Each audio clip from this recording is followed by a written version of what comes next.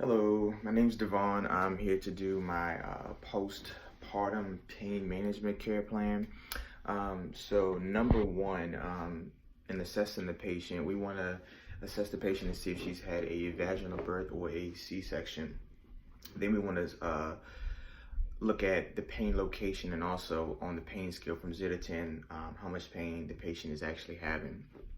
When you think about giving childbirth, you also want to think about if the patient has tears, if they had an episiotomy, if they had a cesarean section, they may have some abdominal pain going on.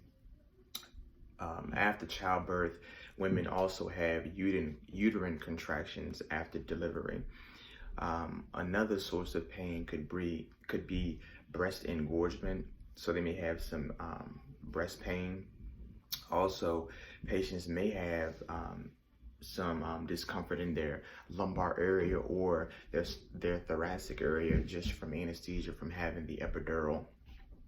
Um, Another thing that you want to think about in this situation, the patient is requesting Percocet. Um, Looking at her given history that she does have a history of substance abuse, um, you want to think about, okay, this patient, she's asking for Percocet. It may be better that the patient may receive NSAIDs in this case. I know that the patient verbalized that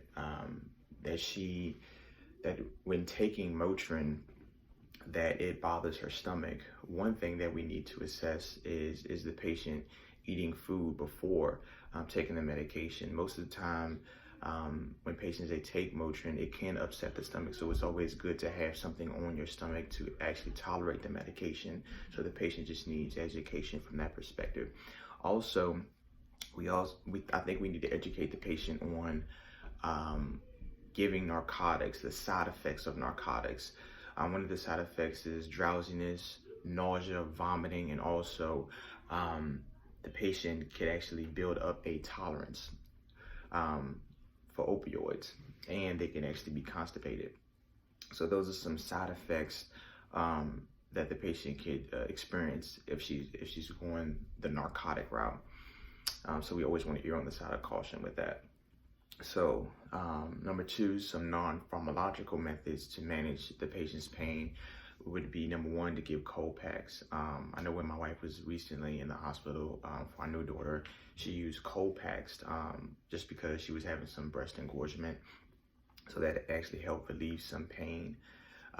Also distraction. Distraction I think is another one that we also overlook, but that is another non-pharmacological method that we could use. The same way that when women they actually go into labor and they're having a child, how they use the breathing and relaxation techniques.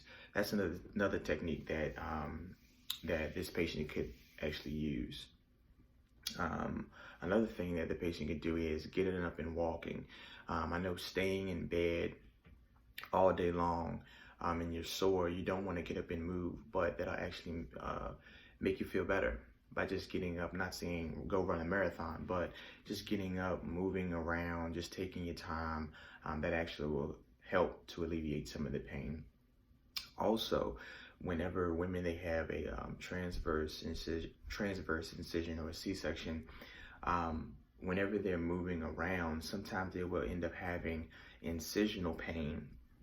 One way to alleviate the incisional pain is to get a pillow and just kind of hold it really close on the incisional area when you're moving. Just try not to make any sudden moves, but just taking the pillow and just kind of holding it real tight and snug whenever you're laughing or whenever you feel like you need to cough, because that'll take pressure off of the incision.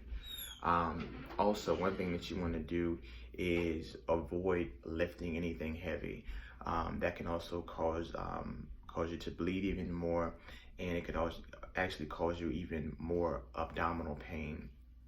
Another thing that women use after having a child is they end up using the purr bottles with warm water in the purr area. That could after they use the restroom. And then sometimes women will put some witch hazel on top of a pad to kind of soothe that the perineum area. If anything goes on unusual, like if the incision starts to ooze, has a foul smell, any type of green yellow discharge, or the wound dehisced, or for any reason the pads become even more soiled than usual, you're starting to see huge clots, you have a sudden onset increase in pain, you want to make sure to seek some type of medical attention or call your physician. Thank you.